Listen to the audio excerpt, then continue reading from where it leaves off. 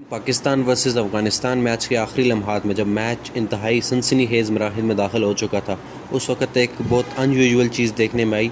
मोहम्मद फ़रीद को आसिफ अली ने एक धुआंधार छक्का लगाया। उसके बाद मोहम्मद फ़रीद अहमद जो थे उन्होंने आसिफ अली को आउट कर दिया और उसके बाद उन्होंने कुछ नाज़ेबा अल्फाज आसिफ अली के ख़िलाफ़ इस्तेमाल किए और कुछ अजीबो-गरीब इशारे किए, जिसके ऊपर आसिफ अली गुस्से में आ गए और बैट का भी इशारा किया उन्होंने और उसमें बॉडी कॉन्टैक्ट हुआ।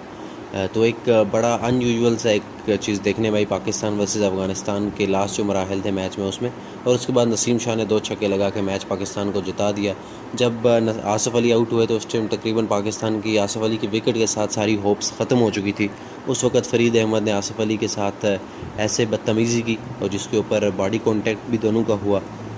इसके ऊपर आईसीसी ने एक्शन लिया है और मैच के बाद मैच रेफरी ने बुलाया आसिफ अली को और फ़रीद अहमद को और सारा जो वाक़या था उसके बारे में उनसे बातचीत की।